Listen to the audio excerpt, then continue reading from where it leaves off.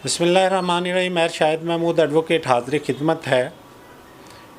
एक पेंशनर की तरफ से पूछा गया सवाल कि क्या मेरे पास अगर पेंशन कार्ड मौजूद नहीं है और EOBI स्टेटमेंट कागज़ात मौजूद हैं, क्या मुझे पेंशन अलाउंस मिल सकता है? तो इस सवाल का जवाब आज हम विद रेफरेंस टू लॉ करेंगे। एक प्रूफ जो EOBI डिपार्टमेंट को चाहिए वो आपकी स्टेटमेंट है, आपकी रजिस्ट्रेशन है।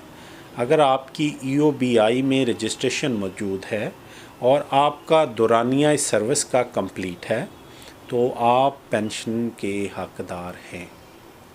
कार्ड चाहे बना हो या ना बना हो, इसका एक तरीक़ाकार ये भी है कि आप ऑनलाइन जाके अपना ID कार्ड का इंदराज दे के आप अपना स्टेटस चेक कर सकते हैं कि आया आप रजिस्टर्ड हैं, अगर हैं तो किस डेट से, और आपके कितने वाजिबात जमा हो चुके हैं, आपकी इंटाइटलमेंट क्या है, इस बाबत आप कैलकुलेशन कर सकते हैं। दूसरी सूरत ये है कि आपको पता होना चाहिए कि लॉ क्या कहता है।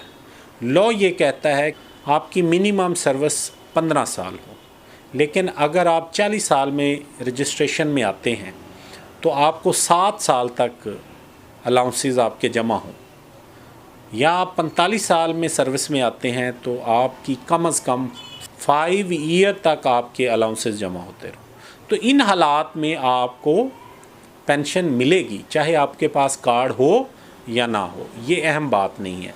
अहम बात ये है कि आपकी रजिस्ट्रेशन मौजूद हो और आपकी अलाउंसेस जमा होते रहे हों तो आप पेंशन के हकदार हैं। हम इजाज़त चाहेंगे। मैं शाहिद महमूद एडवोकेट को इजाज़त दीजिए। दुआ में याद रखिए, अपना ख्याल रखिए। अल्लाह निगहबान।